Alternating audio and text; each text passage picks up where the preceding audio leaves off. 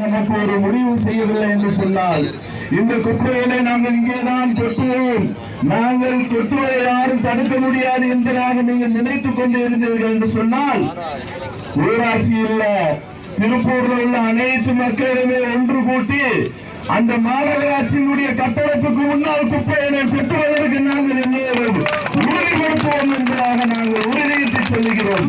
ஏனென்று கேட்டால் மக்கள் போராட்டம் என்பது சாதாரணமல்ல, அது மக்கள் கிளர்ச்சியாக கிளம்பியது என்று சொன்னால் பார்த்தோம்ல.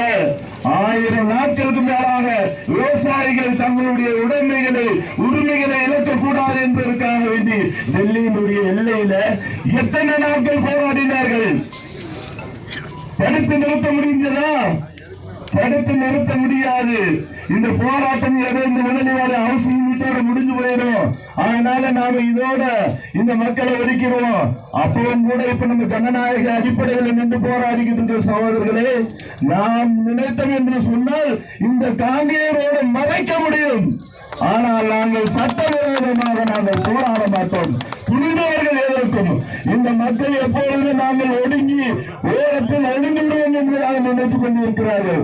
சட்டத்திற்கும் சட்டத்தினுடைய அமைப்புக்கும் நாங்கள் எப்பொழுதும் இறை கொடுக்கக்கூடாது, இடையூறு கொடுக்கக்கூடாது என்பதற்காக நாங்கள் ஓரமாக நின்று எங்களுடைய குரலை எழுப்பிக் கொண்டு இருக்கிறோம். ஆனால் நீங்க நினைச்சுக்கிட்டு இருக்காதீங்க இவங்க இப்படியே போராடிட்டு வீட்டுல போய் உட்கார்ந்துருவாங்க என்பதாக நினைச்சாங்க. நிச்சயமாக நாங்கள் சொல்லுகிறோம், மிகப்பெரிய எழுச்சியை உருவாக்குவோம். அதுக்குண்டான எல்லோரும் ஒன்று சேர வேண்டும்.